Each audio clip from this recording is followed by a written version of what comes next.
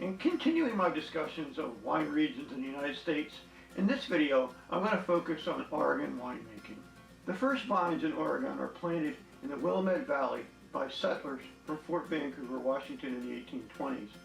In the 1850s, the first vines are planted at the Applegate Valley in the current day Southern Oregon AVA in the Valley View Vineyard, just north of the California border.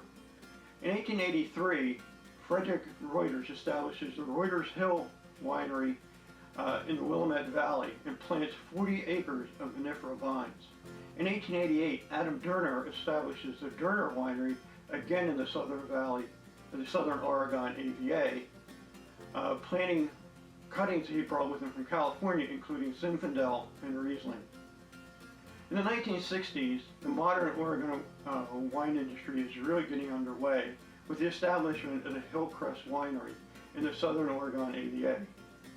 At that winery, some of the vines planted are Riesling, but the more important thing is that the winery creates a great deal of research which is going to have a large impact on the wine industry and growth of the wine industry in Oregon.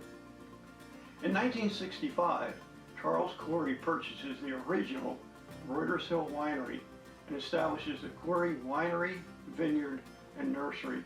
Charles Corey is very involved in all the ongoing research and is credited with creating the Corey Pinot Noir clone.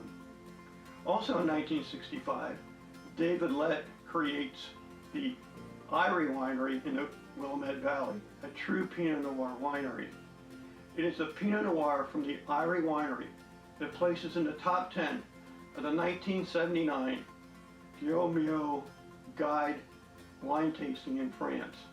It is this Pinot Noir that puts Oregon Pinot Noir on the map and establishes David Lett as Papa Pinot.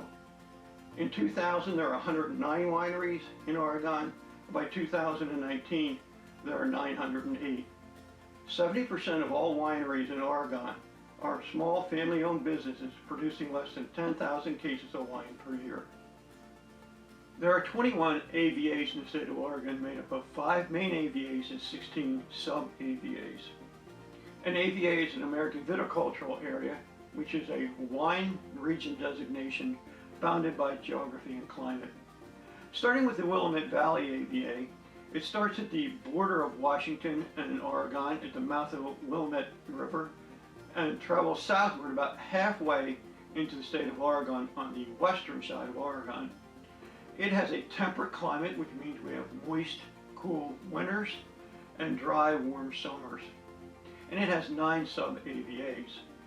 The next AVA is the Southern Oregon AVA, and it picks up in Oregon where the Willamette Valley stops, traveling south towards the border of California, stops just short of the border, and has a similar climate to the Willamette Valley AVA, except that it has many hills and valleys which allow a lot of microclimates to exist, allowing growers to grow both warm and cool wine grape varieties, and it has 5 sub-AVAs.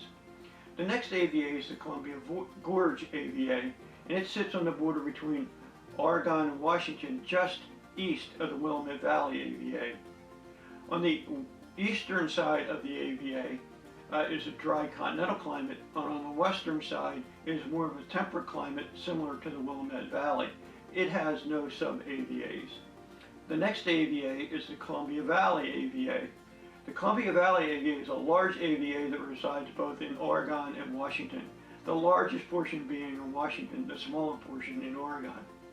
The Oregon portion has 2 sub-AVAs, and it has a dry continental climate.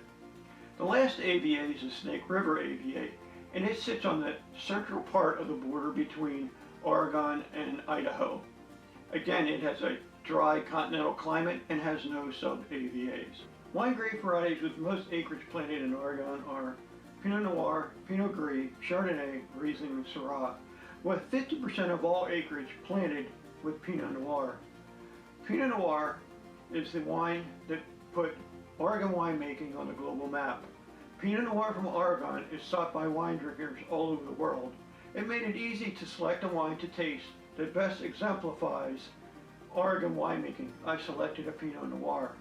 The Pinot Noir I selected is from the Lange Winery and Vineyard in Dundee Hills AVA, which is a sub-AVA of the Willamette Valley AVA. Let's taste our Pinot Noir.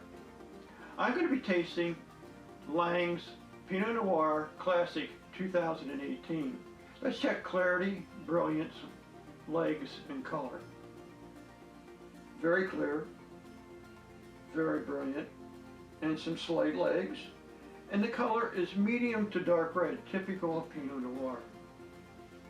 Let's swirl our wine and take a sniff.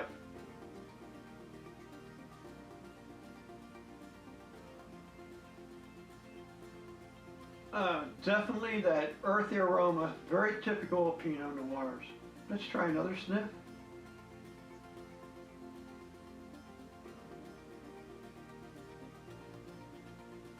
Some cherries, and I think some cola on the end there. Let's try a taste.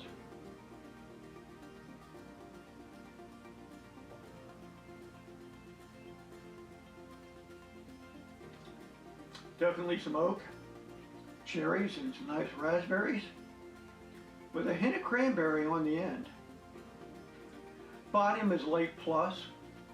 Alcohol for this particular Pinot Noir is 13.6%. Acidity is definitely medium plus. Sweetness is dry. Tannins, light plus, but nice and silky. Overall balance of this wine, everything really sits in the right place, and I think this is an excellently balanced wine. Food pairings for this particular wine, I would say, would be beef, veal, and I would highly recommend turkey. Pinot Noir, especially one like this one, would go very, very well with your Thanksgiving celebration. In addition, again, Pinot Noirs like this one are really good to use to introduce novice red wine drinkers to red wine, as the tannins are very silky and soft, lending to a smooth drinking red wine. I've placed the homepage address for Lange Estate Winery and Vineyard below so that you can go out and review their other wines and maybe take the opportunity to purchase a wine from them. Their wines are all very excellent, and make sure you tell them that Raise a Glass has sent you. Other wines from Oregon to try would be from red wines, they're Syrah, and white wines, Chardonnay and Riesling. Their Syrahs are excellent, and their Riesling and Chardonnays are very, very good. I would tell you to take the opportunity to go out online and research Oregon wines and all the wineries in Oregon, and maybe take the opportunity to purchase some wines from them. You will not be disappointed. If you're local to Oregon, get out there and visit your local wineries, and you're going to have the opportunity to try and maybe purchase some very excellent wines. In my next video, I'm going to be focusing on California winemaking, and as always, raise a glass and have a drink.